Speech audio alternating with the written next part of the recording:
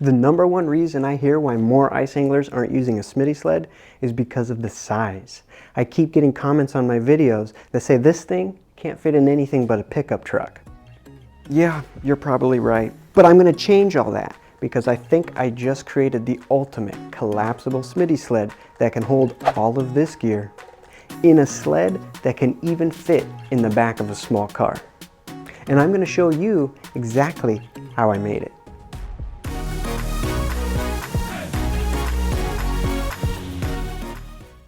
Hey everybody, I'm Josh with the Fishing Duo, and to start this build, we're going to need to track down a few items. And the first thing you'll need is a small set of youth or junior size skis.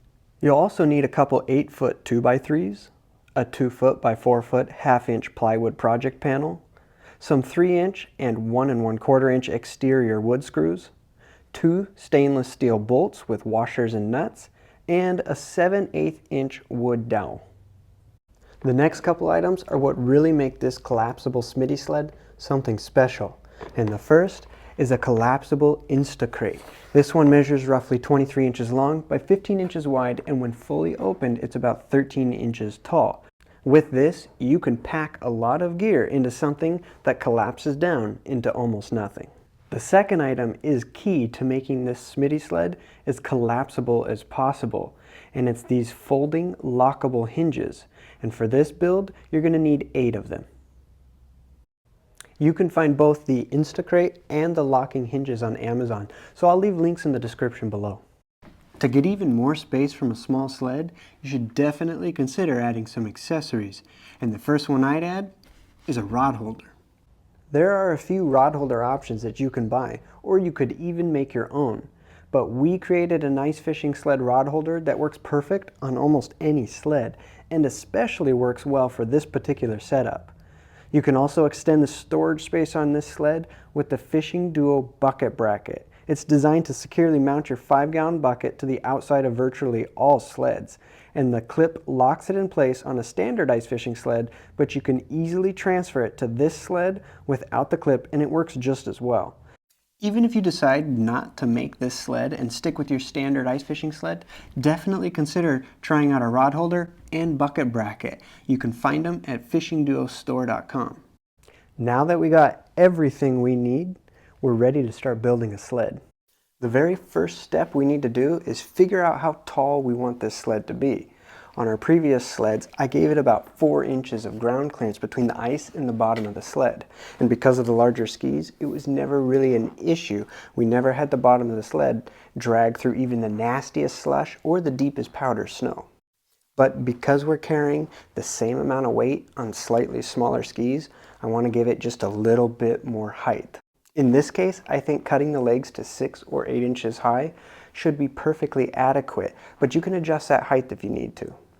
Next, I need to decide on the overall width of the sled.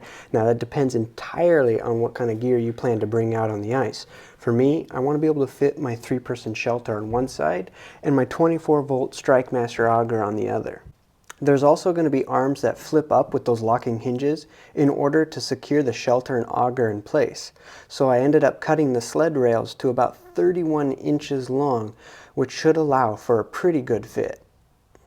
With the rails cut to length, I can now figure out how long I want these locking arms to be. Now in this position, I need them tall enough that it securely pins the shelter in place. Same for the ice auger side. But when it folds down, I want to ensure that it doesn't rest on the crate like this. I want it to be as compact as possible. So I need some clearance. In this case, for the shelter arms, I need them to be about 7.5 inches. For the ice auger side, they're going to be about 4 inches. The next thing on the list to cut is this dowel, which is going to act as our carry handle for the sled. Technically, you don't need it, but because it makes carrying it around so much more convenient, I really think it's worth adding on. Based on the spacing between the rails, I ended up cutting this down to about 20 inches long. That also gives me an extra inch on either end because I plan to drill a hole on each of the rails so that when the sled is assembled, the dowel will be locked in place. On the inside edge of each rail, measure from the end about 2.5 inches in and make a mark centered between the top and bottom surface. Then you can use a 7/8 inch Forstner bit to make a hole about 1 inch deep, and that's all that there is to it. Now when we assemble the dowel and the rails, we'll have a carry handle. The last component for us to deal with on this sled is this sheet of plywood. Now the idea behind this plywood is twofold. First, I'm going to cut it roughly to the size of the bottom of the crate, which is going to allow assembly of the rails much easier. We'll be able to keep everything square and make mounting the skis easier as well. But I'm also going to leave an extension off the front so that I have a place to mount my fish finder. I started out by measuring the bottom of the crate and the bottom of my fish finder so that I can get a good idea of how big the main part of this plywood base needs to be. Then I made quick work of all the cuts with my table saw, but you could just as easily have used a circular saw. I finished off the notch cut with a handsaw where the fish finder sits. The goal here was to keep it light and compact, so I made sure that the overall length of the plywood base, including the fish finder spot, is not going to be longer than the skis. There's actually one more piece I added kind of as an afterthought, and that is this strip of plywood here that's going to sit on top of the locking arms that hold the shelter in place. And I primarily made it so that I could add my rod rocker. Cutting all the parts was the hardest part, but now we're ready to build a sled. The first step is to put the dowel between the rails. Then you can position your plywood base where you want it and measure to make sure everything is lined up. Now use a few 1 1/4 inch wood screws to fasten the base to each rail. With that done, we're going to start connecting the first set of hinges to the arms and the rails. Line everything up, then mark each hole with a Sharpie. I pre-drill each hole to make sure I don't split the wood. Then you can use the 1 1/4 inch screws to attach the hinge to the rail and to the arm. Go ahead and repeat that process on the other 3 arms. I finished off the assembly of the arms with that strip of plywood meant for my rod rocker.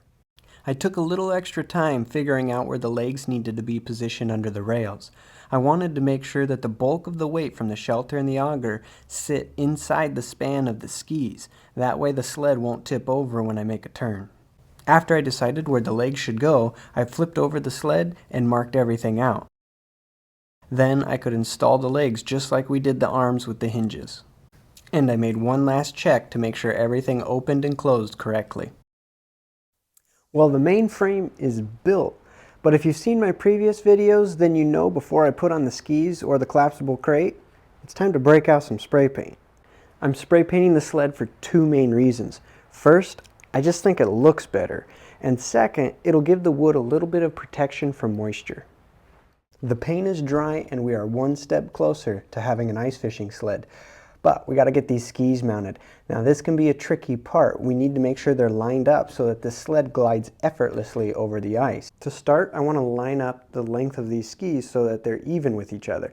I'm going to use the straight edge of this table to do that. Next, I'm going to position the sled on the skis.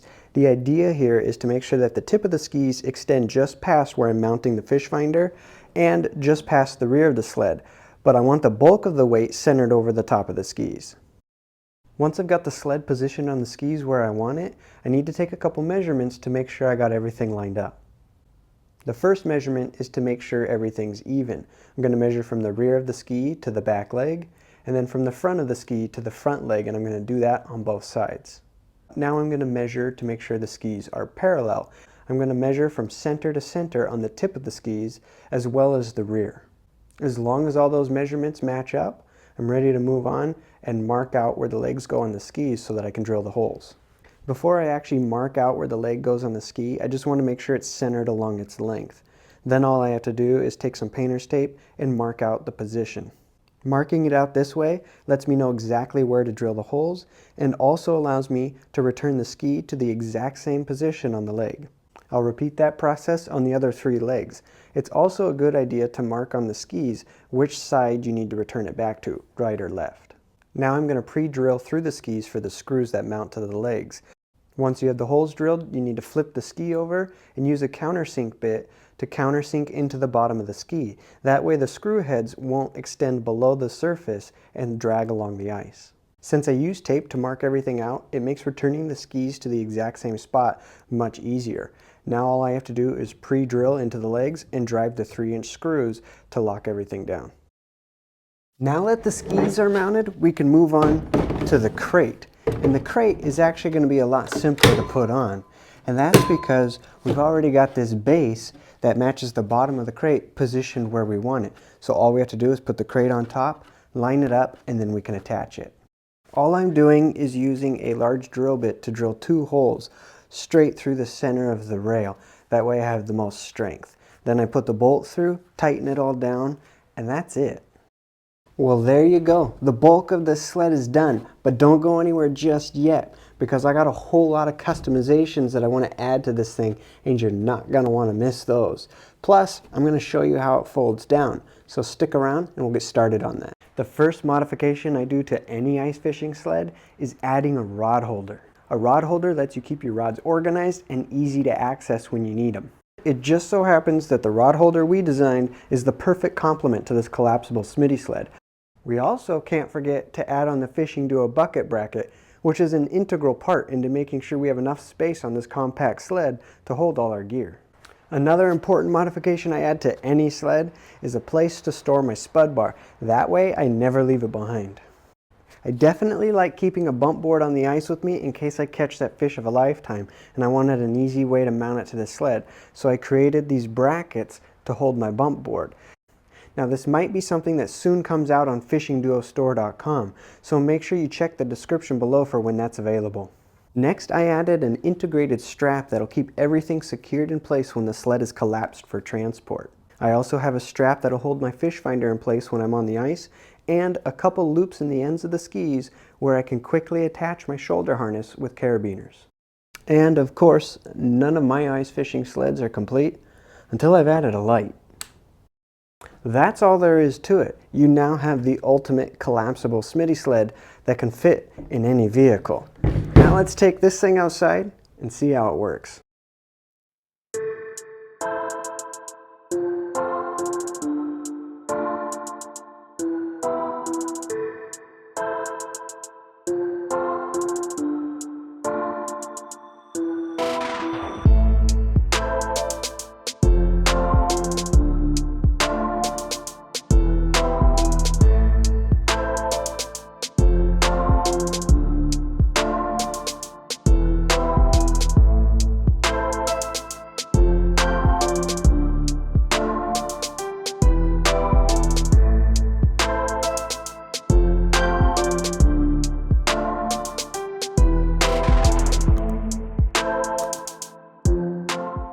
If the only thing that kept you from having a Smitty sled was the size, well, that's no longer a problem. So hopefully I start seeing some more of these on the ice, because it will improve your ice fishing experience.